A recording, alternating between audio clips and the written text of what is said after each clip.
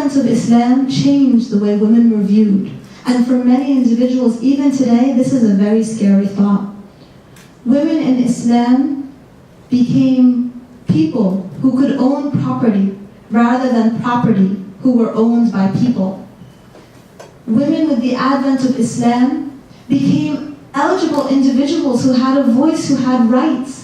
Female infanticide was rampant in the Jahiliyyah, in the pre-Islamic times, and it was Islam, the advent of Islam, the verses in the Quran that banned female infanticide. So these are the rights that Muslim women were given. They got the right to be people. And these are the things that we have to go back to as Muslim women, to understand our role in the world, to understand what our rights are, and to have those role models that can kind of help us along in carving that niche and answering that question of what does it mean to be a woman today. So when we look at Islamic history now, what role models do we have? What women are held up in Islamic history as individuals that we can, as Muslim women, aspire to, that we can learn from? So first off, we touched upon this earlier, but what we just said in the Christian religion, the name is Virgin Mary. In the Muslim religion, it's Maryam, radiallahu anha. So Maryam is a central figure in Islam, just as she is in Christianity.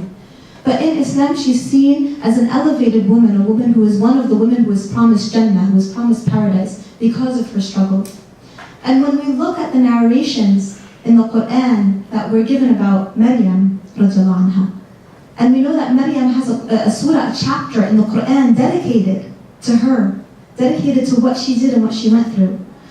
So in the Islamic faith, Maryam is the narration of Maryam is that as a young baby, when she was still a baby in her mother's womb, her mother dedicated her to the service of God. Her mother was older in years, and so when she found that she was expecting, she felt so overjoyed. And she felt like, this is probably a boy. And so she dedicated the child to the service of God. And for any of you who have had, parents who are expecting, friends, anybody sometimes as women, we'll look at our stomachs and we'll be like, oh, it looks like a basketball, you're going to have a boy. It looks like a football, you're going to have a girl. Your nose is huge, it must be a girl, And we make these deductions. So the mother of Maryam was said to have a feeling. She thought this child was going to be a boy. When she gave birth to Maryam, and she found that it was a girl, there is an ayah, a verse in the Quran, that says she repeated the dua, the prayer, saying, oh Allah, I have delivered this child. And you see what this child is. This child is a girl, not a boy. But I still dedicate her to your service. And this was again at a time when women were not educated, women were not raised in the temple, women were not given that sense of knowledge. But the mother of Maryam, radiallahu anha, also had that foresight, that understanding that this woman was going to be someone amazing. And so Maryam is believed to have been raised in the temple or in the mihrab, in one of the holiest places in the temple at that time. And the guardian of Maryam was her uncle Zakaria, who was also viewed as a prophet in Islam. And he was her guardian during that time. He would go in and check on her.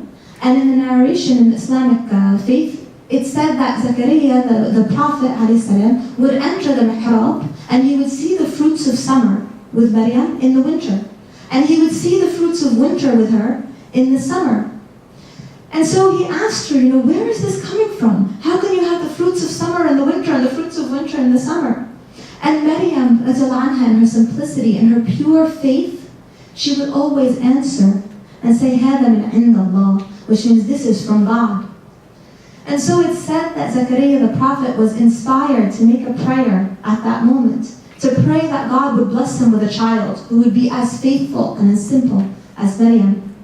And he was also much older in age, and his wife was older in age, and she was barren. But he made that prayer in the mihrab at that time, and he was blessed with a child, another prophet, who in our faith we say the name as Yahya. In the Christian faith, it's John.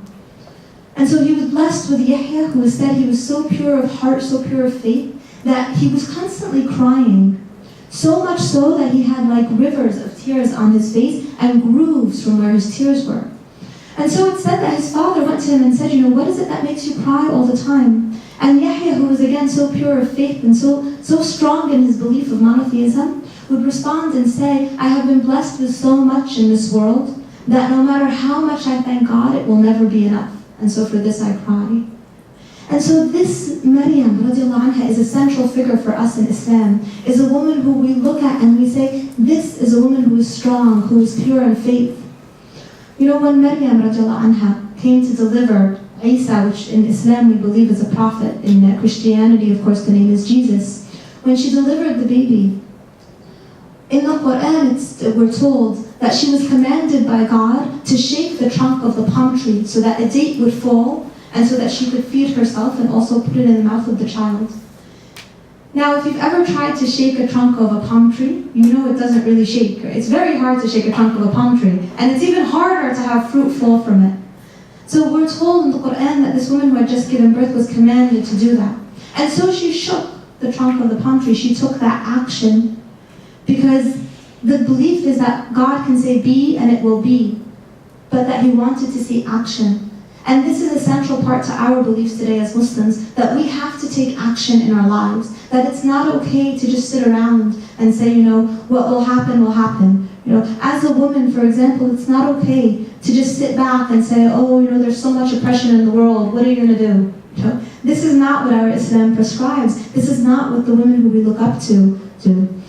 Another central figure in Islamic faith, another central woman that we look up to, and this is pre-Islam. I still haven't gotten into the Islamic figures, but pre-Islam, we look at Hajr, Sittina Hajr, who was the mother of Ismail, another prophet. And it's believed that Ibrahim, the father of Ismail, walked her upon a commandment from God. He took Hajr and his son, the infant Ismail, into the desert. And he left them in the desert. But as he walked in the desert, Hajr kept asking him, why are you leaving us in the desert? And Prophet Ibrahim didn't answer. And he asked again, why are you leaving us in the desert? And he didn't answer. And she asked the third time and said, has God commanded you to do this? And he responded in the affirmative. And she said, well, then God will be our protector. But when her infant child began to cry in the desert, and water sprung up, it didn't spring up just because she sat there next to her child and cried and said, oh, what are we going to do? She did what is called today the sa'i, which is the striving back and forth. There are two mountains in Mecca, Safa and Marwa. And for those who do the Umrah or the Hajj, the Hajj is one of the pillars, the ritual pilgrimage to Mecca, one of the rituals that's done there is the sa'i, which is the going back and forth between Safa and Marwa, the two mountains, 7 times. What is this symbolic of? It is symbolic of that striving, of that not sitting around and being inactive and just waiting for God's mercy or God's will to fall upon us. It's taking action. These women, pre-Islamic, and also we're going to talk about the women of the Islamic era as well, all took action. They all had a voice. They all used that voice. And so today when we look at countries that tell us Muslim women should be seen and not heard, or should not be seen and should not be heard, these are not concepts that we get from Islam. This is not what our religion teaches us. So if we look at some central figures in Islam, some central female figures, one of the key individuals that we look up to as Muslim women, that we understand the role of a woman from, is Khadija, radiallahu anha, who is the first wife of the Prophet, peace and blessings be upon him. Now Khadija was a very strong woman. She was a widow when she met the Prophet, and she was already running a very profitable business, a business of trading. She had inherited most of her wealth from her father, but she had continued the business and grown it. So already at a time of Jahiliyyah, of pre-Islamic times, when women normally had no voice, had no positions, here was a woman who was not only a widow, but she was successfully running a business. And she was well known in the community, a woman of honor, a woman who was respected. And so when she married the Prophet, peace and blessings be upon him, she was his support. She supported him in so many ways, emotionally and also from financially with her wealth. And so, if you read a book by Karen Armstrong called The History of God, she says that Islam is the only religion that was born in the lap of a woman. What does she mean by that? When the Prophet, peace and blessings be upon him, first received the revelation, the first person he chose to share that with was not his cousin or his uncle or some other large leader in the community. He shared it with his wife Khadija. And he went into her lap and he said, cover me, because he wasn't sure what to make of the revelation. And it was his wife who supported him, who told him that this is a sign from God because you are good to your family or good to your community. It was his wife who took him to Waraqa bin Nawfal, who was a Christian priest who was her relative, who confirmed the seal of prophethood on the back of the Prophet, peace and blessings be upon him. And we have other amazing examples of women in our Islamic history to look up to. We have Aisha, who was another wife of the Prophet, peace and blessings be upon him. And I know we're going to get questions about the wives in Islam and why Islam allows for more than one wife, and that's something that I'm going to talk about in a bit as well. But if we look at Aisha, who was one of the wives of the Prophet, peace and blessings be upon him, she was one of the foremost narrators of hadith, okay? Which means she transcribed much of the Prophet's life and verbally passed it on from generation to generation. And again, she had a voice, she was strong, and she was strong-willed.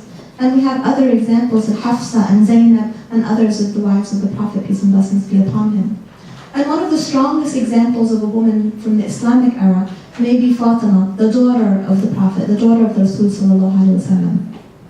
Fatima was, even at a young age, very vocal. And so she had the nickname Abiha, the mother of her father, because she used to look out for her father so much and care for him. And there's a narration that tells of Fatima when she was about 10 or 11 years old, and she saw her father praying on a mountain, and she saw the kuffar of Quraysh, the tribe of Quraysh, the people who were against Islam, gather around her father and take the dead guts of a camel and throw it on his back as he prayed.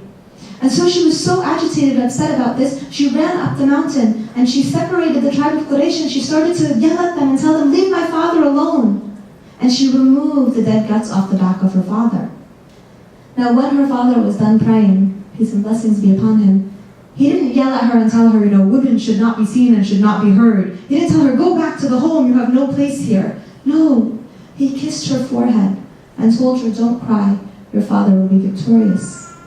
So you see that these are the role models that we have. Strong women, women who had voices, women who could speak up, women who were treated like people and who had that respect and that individuality. So when we move forward today and we think about Muslim women today, yes, hijab is an integral part. Yes, many Muslim women wear the hijab as a way of answering the commandments of God, as a way of obedience to God, to Allah subhanahu wa ta'ala. But we also have to understand what hijab does for the individual woman.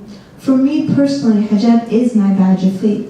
But some people may ask, why would you have to wear it externally? Why can't your faith just be something between you and God? And I would ask you, if you were driving down the street and a car pulls you over, and the person who comes out of the car is just wearing, a cowboy hat and cowboy boots and, some other kind of outfit, and pulls up to your window and says, give me your license and registration. Are you likely to give your license and registration? Yeah, the answer is no. I hope nobody says yes. No, right? But if that same person was wearing a police officer's hat and had, the badge and had everything on him, would you likely give him your registration and your license? At this point, you say yes, okay? Unless you want to be pulled to jail, yes. Okay? Yes, you would, okay? So we can't say that visually speaking, we don't make judgments. We can't say that visually our society does not make those snap judgments. But for many women, and for many men, Muslim and non-Muslim, we all have our struggles, and we all have our struggles of faith, where we may want to get closer to God, but it's not always easy. For me, for example, my hijab, dressing like this may not be difficult for me. And so externally, people might say, oh, look at her, such a good Muslim woman. But you know what? I may struggle with prayer. I may have difficulty waking up for Fajr every morning. I may not make the 5 prayers a day. I may not fast during Ramadan. But just because the visual is what's seen, those around me may judge me in that way. And this is not to say a woman who does not wear hijab should be judged as any less Muslim or any less religious or any less spiritual. This may be her struggle. This may be something that she aspires to do, but she's just not there yet, and she wants to do it. But it is important in Islam to accept and to understand that the hijab is a central part of the religion. That modesty is central, it's important. But it's not okay to just point fingers and judge one way or the other. I wanted to share with you a quote from a Muslim woman today, a recent Muslim woman who wears hijab. Her name is Tawakkul Karmain, and in 2011, she received the Nobel Peace Prize. She led many of the silent protests in Yemen, in her area, and she was considered one of the foremost individuals who helped move the Arab Spring forward. And so she received the Nobel Peace Prize in 2011. And she was asked by reporters, you're such a strong woman. You basically changed the Middle East forever. Why are you wearing that thing? Isn't it time you took that off and became a little more civilized? And so I want to read to you her response because I think she said it so beautifully. She said, man in the early times was almost naked. And as his intellect evolved, he started wearing clothes. What I am today and what I'm wearing represents the highest level of thought and civilization that man has achieved. And it's not regressive. It's a removal of clothes again that's regressive back to ancient times. And I thought she said that very well. Because for a woman who wears hijab, a woman who strongly believes in hijab, this is the feeling. And I couldn't have put it into better words. That feeling that this, my covering myself, is the most advanced stage of civilization, not the most regressive. So how do we get to that point where together we're able to pull each other up, where we're able to go beyond the external, to go beyond judging just on the outside, and to be able to go deeper than that, and to understand that every individual has what's important to them, has their positives and their difficulties, has their moments of strength and their moments of weakness. And how do we get to that point? It's important that we shed that individualistic attitude that we talked about in the beginning, Muslim or non-Muslim, man or woman, getting to the point where we realize it's not just about me. It's not just about me as being the most important person in the world, that there's more in this world, there's more people in this world, there's others that we need to be with. And that losing that concept of judging, not only not judging others, but also not being so hard on ourselves. Because so many times we can be our own worst enemy. We can define ourselves by the way that we dress. We can say that we don't measure up. We define ourselves by how we look. When we look in the mirror and we start buying into that idea that, if only I lost 10 pounds, I'd look so much better this summer. If only my hair were this way, I'd be so much hotter. If only I looked like this, I'd be so cute. If we get rid of those if-onlys and we take ourselves to that path of understanding that we're more than just our physical appearance, that we're more than just our struggles, that our struggles don't define us. Our struggles are simply a part of who we are on the journey of getting closer and closer to God or a higher purpose or an ideal that we're striving for. And if we can get to that point where we stop acting like the emperor, when we realize, I'm sorry, that would be my children, probably with a homework question.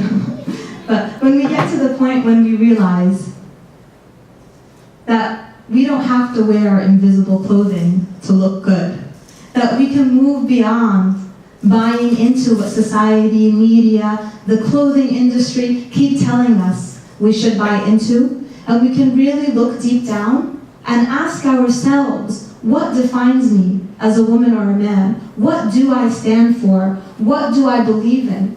And what am I working towards? Because I know for me, that would be my Islam. Thank you so much for listening. I hope you learned something, and assalamu alaikum.